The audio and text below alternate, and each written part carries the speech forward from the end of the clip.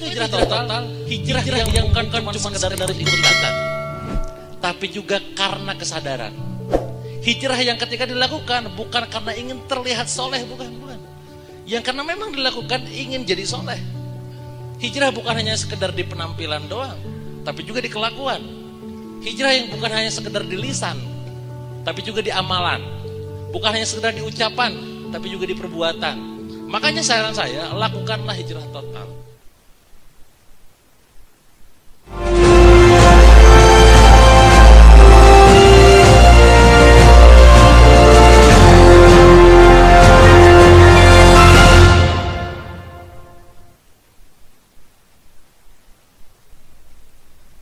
Ya pemirsa, kita akan berbincang saat ini dengan Kang Dewa Eka Prayoga. Sebagaimana kita ketahui, beliau adalah salah satu tokoh, salah satu inspirator hijrah dalam bidang bisnis. Dan tentu saja beliau adalah pelaku dan juga konsultan bisnis syariah. Baik, langsung saja kita sapa. Assalamualaikum warahmatullahi wabarakatuh, Kang Dewa. Waalaikumsalam warahmatullahi wabarakatuh. Iya, Alhamdulillah. Ya, Alhamdulillah sehat-sehat ya Kang ya. Nah, Kang Dewa, ini kita mungkin langsung aja ya, karena kita mengejar waktu di kesempatan siang hari ini. Nah, Kang Dewa, yang kita tahu ini kan Kang ini seorang influencer dan juga seorang pengusaha muda yang sukses di bidangnya begitu ya. Ada nggak sih kisah hidup yang menjadi titik balik begitu ya, atau titik perubahan yang fundamental dan paling berkesan di mata Kang Dewa sendiri? Ya, pastinya kalau ditanya tentang titik balik ataupun apa ya, yang membuat kita akhirnya bisa bangkit adalah pasti akan ada setiap orang juga episodenya ya. Kalau bagi saya pribadi itu pastinya ada dua momen mungkin kalau saya simpulkan. Momen pertama adalah ketika tahun 2012, waktu itu saat saya bangkrut ya. 2012 itu pada saat saya baru menikah kurang lebih 2 minggu, tapi akhirnya Allah takdirkan itu harus menerima kenyataan saya ditipu dan harus nanggung kerugiannya pada angka 7,7 miliar rupiah. Itu adalah titik di mana kondisi saya krisis secara ekonomi. Dan momen yang kedua adalah pada saat tahun 2016, di mana waktu itu saat saya sakit. Jadi kalau 2012 saat krisis, 2016 saat kritis. Nah, dua momen ini entah kenapa membuat saya akhirnya makin seakan-akan, waktu itu saya belum nyampe 30 tahun, tapi kok kayaknya Allah ini ngasih banyak message gitu buat saya pribadi bahwa kita ini hidup kudu bener gitu. Ya, apalagi pada saat bangkrut itu benar-benar kita tahu tuh siapa yang benar-benar jadi teman dan sahabat kita gitu, mana yang juga cuma sekedar ada maunya doang gitu. Nah, di situ akhirnya saya belajar bahwa yang namanya hidup itu kudu siap dengan segala konsekuensi dan risikonya. Pada saat bisnis tentu juga kita meyakini bahwa ketika waktu itu saya awalnya tidak menerima kejadian. Bagaimana tidak menerima gitu? Baru aja nikah 2 minggu kok udah malah jatuh, udah bangkrut ya. Ini utang belum beres nih gitu kan. 2016 sama Allah dititipkan lagi ujian, ya, dikasih lagi ujian, sakit yang langka. Nah, di momen itulah akhirnya saya langsung bahwa menyadari secara kesadaran penuh gitu bahwa hidup itu kudu siap dengan yang namanya ujian ya, dan konsekuensi hidup adalah diuji. Dan saya memahami bahwa ini adalah bagian dari ujian, ini bagian dari ujian keimanan saya. Apalagi kalau misalkan kita mengaku diri beriman ya, bahwa kita akan diuji gitu. Jangan sampai kita merasa diri sudah soleh gitu ya, padahal kita banyak salah gitu ya. Jadi itu adalah momen di mana saya mulai merasakan bahwa fundamental itu kudu benar-benar dipahami tentang konsep kehidupan, termasuk di dalamnya adalah untuk lebih dekat lagi dengan Allah Subhanahu wa taala. Wah, Masya Allah, ini boleh dibilang Kang Dewa benar-benar merasakan ujian ya, ujian di awal pernikahannya, di awal bisnisnya begitu. Nah, lantas gimana cara Kang Dewa mempertahankan dan mengaktualisasikan aktivitas dan proses hijrah tersebut sehingga bisa istiqomah, baik itu dalam urusan bisnis, dakwah, dan juga inovasi dalam kehidupannya? Oke, menarik ya. Kalau bicara masalah hijrah, pastinya kan esensinya adalah kita tuh berpindah ya, minaz zulumati ilan nur. Tidak hanya sekedar perpindahan satu titik ke titik yang lain ya. Tidak hanya sekedar pindah, katakanlah dari saya daerahnya dulu di daerah Sukabumi terus ke Bandung, tidak hanya itu. Tapi tentang bagaimana perubahan dari yang awalnya tuh gelap gitu ya, menjadi terang. Yang awalnya banyak hal-hal buruk dilakukan menjadi lebih terang benderang, lebih banyak kebaikannya gitu. Nah, maka konsekuensi ketika seseorang sudah hijrah, mengatakan bahwa aku sudah hijrah, konsekuensi yang melekat adalah apa yang kita dilakukan di muka bumi ini kudu terikat dengan apa yang Allah sudah tetapkan. Dalam ini adalah hukum syariat Islam. Contoh dalam kehidupan bisnis, kita mengetahui bersama bahwa yang namanya riba itu haram. Saya sebagai seorang pebisnis mengetahui bahwa riba itu haram. Sudah, berarti gak boleh bersentuhan dengan riba. Suatu ketika katakanlah saya pengen scale up sebuah bisnis. Salah satu bisnis saya pengen scale up nih. Omsetnya pengen di angka sekian miliar katakanlah ya. Setahun pengen dapat angka sekian ratus miliar katakanlah. Dan yang namanya scale up kawan-kawan, itu pasti ada yang namanya proses penambahan equity. Ya. Karena nggak mungkin tiba-tiba ngegedein tempat ataupun stoknya dibanyakin, nggak ada injek lagi baru. Kalau kita sudah punya pemahaman pemikiran bahwa riba itu nggak boleh gitu kan, ya berarti kan kita nggak boleh ngutang. Ngutangnya apalagi ada ribanya nggak boleh, kecuali ngutangnya boleh tanpa ada riba ya monggo aja gitu kan. Yang bahaya kan ribanya itu, ya.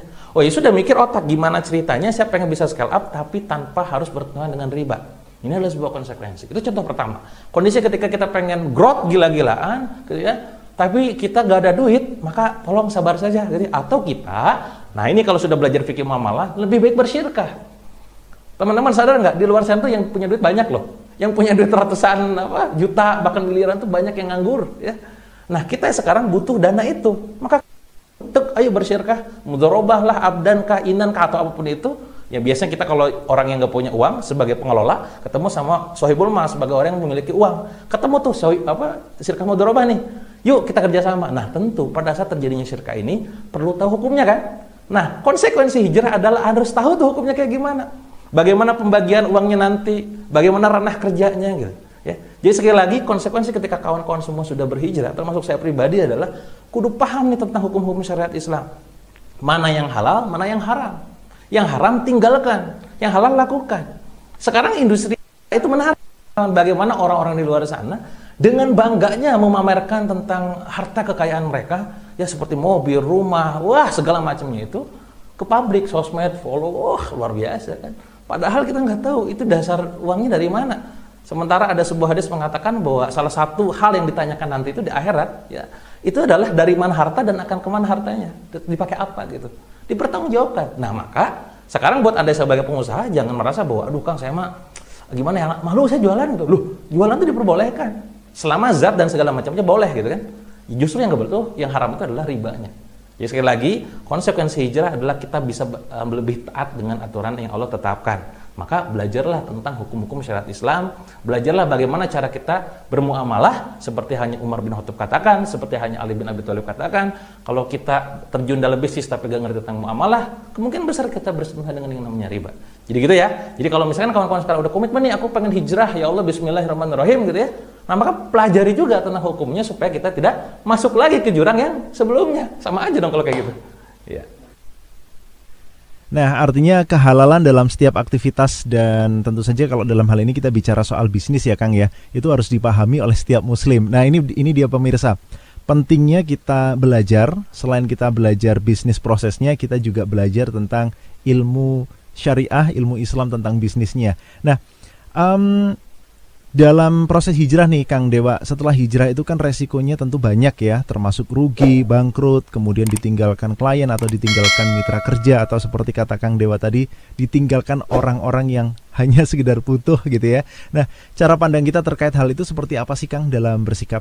Ya, yang namanya bisnis itu pasti ada konsekuensi dan risiko ya, termasuk ketika katakanlah kita rugi, bangkrut, gagal, itu ada konsekuensi dari bisnis gitu ya. Jadi gini, benang merahnya memang yang membedakan seorang pengusaha dan juga yang lain adalah di keberanian dalam mengambil resiko. Berani ngambil resiko, berani mulai, berani chip in dana besar tiba-tiba hilang gitu kan. Itu adalah keberaniannya gitu ya. Tapi kita harus meyakini bahwa di balik risiko itu, RISK itu, ada yang namanya rezeki. Jadi semakin besar konsekuensi ataupun resikonya, semakin besar rezeki yang bisa kita dapatkan di situ ya. Lantas gimana menyikapi hal ini kawan-kawan semua? Makanya kita perlu belajar lagi tentang konsep rezeki. Ya, bagaimana misalkan saya meyakini bahwa rezeki itu adalah pertama yang kita makan dan kita minum, ya. Kedua adalah yang kita pakai dan kita gunakan, ketiga adalah yang kita sedekahkan dan juga kita infakkan. Maka sekarang kita berbisnis katakanlah tiba-tiba uang kita banyak, ya. Terus pada saat banyak ditumpuk di saldo gitu ya. Gak berputar. Lah ngapain? Saldo itu kan bukan yang kita pakai, bukan yang kita makan, bukan yang kita infakkan, benar gak? Bisa jadi bukan rezeki kita dong. Nah maka kalau kita manajemennya sudah tepat, memaknai konsep rezeki itu sendiri, ketika alokasi kita banyak, kawan-kawan, ini tidak jadi bahaya. Gak numpuk juga gitu loh, ngendap kan. Akhirnya apa yang kita lakukan? Kita bantu orang-orang di sekitar kita. Kita bantu orang-orang yang membutuhkan dengan konsep sedekah dan wakaf ataupun zakat dan lain-lainnya gitu ya. Nah itu konsepnya. Jadi perlu teman-teman itu memahami konsep rezeki, ya, sehingga yang kita dapat itu pasti kan terkonversi jadi rezekinya, bukan tentang hak milik. Nah kalau mindsetnya masih sekedar hak milik, punya bisnis besar itu berlomba-lomba untuk memperkaya diri saja. Jadi sekali lagi, kita sebagai pebisnis konsekuensinya adalah kalau nggak sukses adalah gagal. Ya. Kalau nggak sukses besar ya gagalnya besar. Tapi yakini di balik rezeki, di balik resiko besar ada rezeki yang sangat besar juga. Termasuk memaknai konsep yang namanya ujian itu sendiri. Ya Kang, ini saya ditipu, misal kondisi kayak saya gitu ya. Kang, saya ditipu Kang, gitu ya. Sesungguhnya nggak mungkin Allah izinkan itu kalau misalkan itu ya sudah Allah izinkan. Kodo dan kodar kan. Rukun iman ada berapa kawan-kawan? Ada 6. Nomor 6 apa? Kodo itu apa? Ya tadi ketetapan Allah baik dan buruk. Termasuk saat ini pandemi. Tiba-tiba gulung tikar, tiba-tiba karyawan pada harus dipecat misalkan gitu ya. Kan kodonya Allah, ya. Tapi kapan kan ini beresnya? Tapi kan kita meyakini, fa inna ma'al usri yusra, inna ma'al usri yusra. Setelah kesulitan ada kemudahan. 2 kali diulang. Tapi kan ini saya ditipu, ini bukan salah saya. In ahsantum li anfusikum, in asatum falaha. Kan gitu dalilnya. Yang baik itu darimu, yang buruk juga darimu, gitu kan? Terus gimana Kang? Utang saya 7 miliar kayak saya dulu, utang saya 7 miliar. Tapi penghasilannya cuma 5 juta. Nah, ini konsep keimanan. Allah mengatakan dalam Al-Qur'an, "May yattaqilla yaj'al lahu makhraja wa yarzuqhu min haitsu la yahtasib." Ini kan bagi lagi tentang keimanan gitu. Kang, saya nggak sanggup, Kang. Utang saya banyak, masalah saya banyak, pandemi, kondisi kayak begini, krisis pula. Ini wah kacau ini. Kan la yukallifullahu nafsan illa wus'aha. Allah nggak mungkin nguji kita, nggak mungkin bisa nempas sesuatu ke kita kalau kita nggak bisa beresin. Tapi kan gimana cara itu? Ya kalau lu cuma komen doang, ngeluh mulu, ya gimana mau bangkit, Pak, gitu ya. Innallaha la yughayyiru ma biqaumin hatta yughayyiru ma bi anfusihim. Kudu gerak. Allah nggak akan mengubah nasib suatu kaum sebelum kitanya sendiri berubah. Jadi kawan-kawan sekali lagi, sebagai seorang pengusaha muslim, baiknya kita memahami konsep rezeki, konsep ujian, konsep kehidupan, agar apapun yang kita jalankan di bisnis ini sesuai dengan syariatnya. Jadi hijrah itu benar-benar hijrah total gitu loh. Oke, harus berubah ya, berinovasi gitu. Nah, kalau hari ini kan kita tahu inovasi ini sudah merambah hingga dunia digital ya Kang ya, dan apa yang perlu kita lakukan untuk bisa memanfaatkan sosial media kita, handphone kita, atau device apapun yang kita miliki agar bisa bernilai sebagai pahala, Kang Dewa. Yes, menarik ya. Sekarang ini zamannya digital. Bagaimana pandemi terutama itu meleverage terjadinya proses digitalisasi. Saya pribadi banyak diundang oleh korporasi, corporate itu untuk memberikan pengalaman dan pengetahuan tentang digital. Nah, termasuk buat kawan-kawan semua sekarang yang lagi nonton ya. Jadikan aset digital Anda, katakanlah di sini adalah sosmed seperti Facebook, Instagram, TikTok, YouTube, dan lain-lain, WA gitu ya, untuk menjadi sebagai sarana menebar kebaikan. Katakanlah Anda mungkin tidak pandai bicara seperti hanya para pembicara yang pada umumnya, atau mungkin tidak pandai nulis ya seperti hanya para penulis pada umumnya. Tapi kawan-kawan, ada tombol yang bisa Anda gunakan supaya kebaikan itu bisa nyebar kemana-mana. Apa itu? Tombol share. Ya, di setiap sosmed ada tombol share. Ketika misalkan suatu ketika Ustadz Felix Shaw misalkan bikin sebuah video yang sangat menarik, yang itu inspiratif, menyebarkan kebaikan, pencet tombol share-nya di YouTube, share ke Facebook, gitu kan. Tiba-tiba Ustadz Iwana ngebahas sesuatu yang memang menarik di Instagram, pencet tombol share-nya, share juga gitu di Instagram. Semudah itu. Jadi gunakan Facebook kita, Instagram kita, TikTok kita, YouTube kita untuk kebaikan juga. Simpelnya adalah, bahasa saya adalah detonator kebaikan. Apa itu detonator kebaikan? Saya sering sampaikan di beberapa buku dan tulisan saya. Teman-teman tahu detonator, sebuah bom bisa meledak, gitu kan, gede banget. Tapi alatnya itu cuma segede gini doang paling, alat aturnya itu, ya. Tapi efek ledakannya, kemana-mana tuh. Nah kita gak usah jadi bomnya, kita cukup jadi detonatornya saja. Ya, dengan cara apa? Pencet tombol share-nya, share ke Facebook Anda, pencet tombol share-nya, share ke Instagram Anda, segitu doang. Kalau Anda memang merasa diri tidak mampu menulis ataupun bikin video. Dan ingat, kebaikannya tidak akan berkurang. Mandala ala khairin farhu mislu ajrin fa'ilihi. Barang siapa yang menunjukkan kebaikan, maka dia akan mendapatkan kebaikan seperti orang yang ditunjukinya. Tiba-tiba Ustaz ngomongin tentang hijrah, acara ini nih sekarang ngomongin hijrah. Anda nge-share cuis ke Facebook, ke Instagram, ke WA. Orang ada yang nonton, berubah tiba-tiba ninggalin riba, berubah tiba-tiba makin dekat sama Allah. Anda kecipratan pahalanya gitu. Jadi yuk sama-sama jadikan aset digital kita ya untuk tetap mengajak kepada kebaikan. Jangan cuma sekedar jualan mulu ya. Jualan mah saya sering bilang kan, jualan itu pilihan, bisnis itu pilihan, dakwah kewajibannya sampai kebalik tuh ya. Wah, Masya Allah, mantap kolaborasi ya Kang ya. Ada yang bisa bikin konten ya bikin konten, kalau nggak bisa bikin konten ya tinggal share gitu ya. Keren nih. Ya, jadi harus hijrah bareng-bareng ya Kang Dewa ya. Terakhir Kang Dewa, pesan penting yang akan disampaikan oleh Kang Dewa nih kepada pemirsa yang hari ini nonton acara Hijrah Bareng-Bareng ini. Ada 120.000 lebih pemirsa yang hari ini insya Allah bergabung bersama kita. Nah, atau mungkin khususnya para milenial, para pengusaha, pengusaha muda, netizen, dan mereka yang mencoba hijrah secara kafah. Apa pesan dari Kang Dewa? Oke, kawan-kawan semua yang sekarang nonton acara kita gitu ya, Hijrah Bareng-Bareng, yang pasti yang namanya hijrah itu adalah sebuah tren yang positif. Kita tidak pernah menyalahkan itu. Tapi kawan-kawan semua gitu ya, ini akan menjadi sekedar hanya sesaat saja jika kita tidak belajar esensi dan fundamentalnya. Maka saran saya buat kawan-kawan semua, supaya hijrah ini bisa komprehensif gitu ya, totalitas gitu ya, maka ya lakukanlah secara bareng-bareng. Ya ajak kawan-kawan Anda juga gitu loh. Seperti yang tadi saya sampaikan, supaya jadi sistem reminder, sistem chargernya juga. Dan ingat ya, ketika hijrah, challenge terbesar kita bukan hijrahnya, tapi istiqomah dalam hijrah itu sendiri. Dan ini butuh dilakukan bareng-bareng. Ya, maka sekali lagi, setelah Anda nonton video ini, ya komitmenkan diri Anda untuk hijrah dan ajak orang-orang yang ada di sekitar Anda untuk hijrah juga. Ya, mungkin di situ akan berat untuk awal-awal, tapi yakin deh, insya Allah kita bisa bertemu di surganya kelak, gitu ya, dengan orang-orang yang kita ajak.